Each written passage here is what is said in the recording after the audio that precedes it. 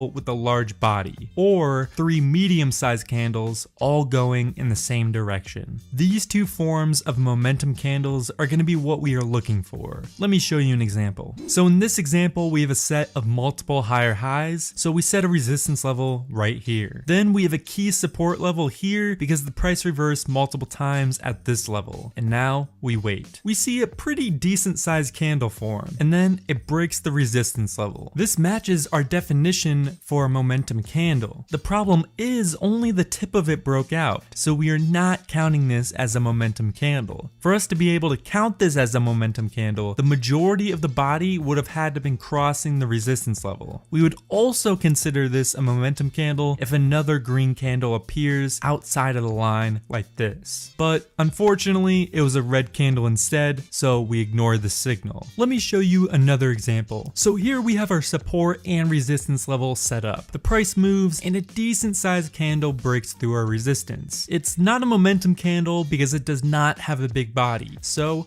we wait for further confirmation. A second candle appears, but it's still a pretty small candle. And as we said before, we will only count it as a momentum candle if it has a huge body or there are 3 green candles. So we wait again. Then a third green candle pops up, which is an extremely bullish sign. So this is where we enter the trade. Now, there are 3 different scenarios that could happen. The price keeps going up from here, the price goes back down to the resistance level and bounces off, or the price breaks through the resistance level and falls back down and counts this as a false breakout. So what should we do? Should we wait for a pullback to happen, or should we enter the trade right now? Well, what I like to do is set up a strategy, so the odds are always in my favor no matter what the outcome is. Rather than wait for a pullback, I'm going to enter the trade at the close of this momentum candle. Then I will set my stop loss right below the resistance level. This way, if the price does end up going down and doing a pullback and bouncing off the resistance level, it does not reach my stop loss, and I still make profit. Or if the price decides to go straight up from here, I'm in the trade. Considering this candle right here is a momentum candle, it's a very low chance that it'll be a false breakout. But in the off chance it were, I still have a stop loss in case the price decided to drop. Now that we have our entry point, we need to figure out an exit strategy. With breakouts, they tend to have large upsides. So if we decided to do just a normal 1.5 ratio, we would be missing out on a ton of profit. To make sure we are taking advantage of the huge profits, we're going to be using what I like to call the 2-step take profit system. This is how it works. First, you find your entry signal, then put the stop